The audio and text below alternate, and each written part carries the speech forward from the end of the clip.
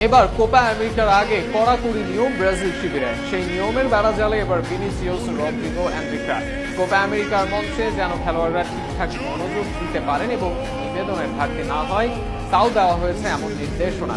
এমনকি নতুন নির্দেশনায় খেলোয়াড়দের চুলের কাটিং নিয়েও আছে নিষেধাজ্ঞা। কোপা আমেরিকায় ব্রাজিল দলকে দেওয়া নির্দেশনা নিয়ে বিস্তারিত থাকছে প্রতিবেদনে।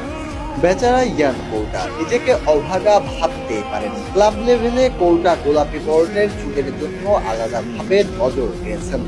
জাতীয় দলের জার্সিতে কৌটা যেন অচেনা, তা পারফরমেন্সের কারণে নয়, কৌটাকে সেভাবে চেনাই যাচ্ছিল না। দীর্ঘদিন ধরে থাকা চুলের গোলাপি বর্ণ আর নেই। কৌটার সিবিএফ এর নতুন নির্দেশনা, চুলে করা যাবে না গ্লোসি কোনো কালার, আর যার অন্তর্ভুক্ত হয়েছেন কৌটা, ফলে চুল করেছেন কালো বর্ণের। শুধু এটি নয়, ব্রাজিল দলকে কোপা আমেরিকায় পূর্ণ মনোযোগ রাখতে আরো কিছু কঠোর নিয়ম করেছে ব্রাজিল দল। মূলত দলের সবার মনোযোগ ও নিবেদন বৃদ্ধি করতেই করা হয়েছে এত নিয়ম, যার অংশ হিসেবে আছে খেলোয়াড়রা চাইলে নিজেদের মাঝে অতিরিক্ত হাসি ঠাট্টা করতে পারবেন না, বরং এই আসরটিকে সিরিয়াসলি নিয়ে তাদেরকে থাকতে হবে গম্ভীর।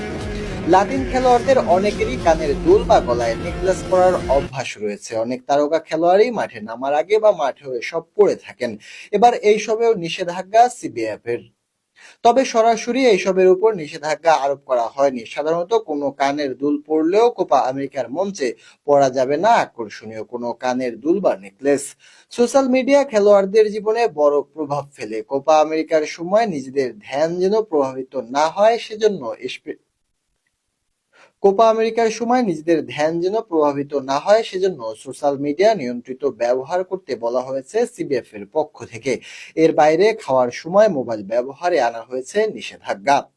খাওয়া দাওয়া ও গানের ব্যাপারেও আছে বেশ কিছু নিষেধাজ্ঞা। প্রথমত, চাইলেই খাওয়ার সময় মোবাইল ব্যবহার করতে পারবেন না খেলোয়াড়রা। আর খেলোয়াড়দের ফিটনেস ঠিক রাখতে এবং যে কোনো ধরনের রোগ থেকে দূরে রাখতে খেতে হবে দলের নির্ধারিত পুষ্টিকর খাবার। কোপা আমেরিকার সময় কেউ নিজে গিয়ে খেতে পারবেন না অন্য খাবার।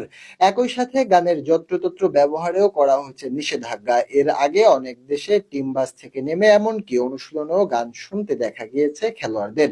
এবার সকল নিয়ম বাতিল করেছে ব্রাজিল। টিম বাস থেকে নামার সময় গান শুনতে শুনতে কেউ হেডফোন পরে নামতে পারবেন না, এমনকি ড্রেসিং রুমেও গানের ব্যবহার হবে নিয়ন্ত্রিত। আনুষ্ঠানিক কোনো ভিডিওতেও যেন না দেখা যায় খেলোয়াড়দের গানে মনোযোগের ভিডিও।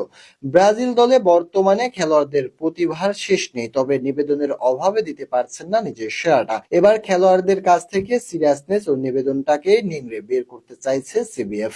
যে কোনো মূল্যেই যে তাদের জয় করতে হবে কোপা আমেরিকার শিরোপা।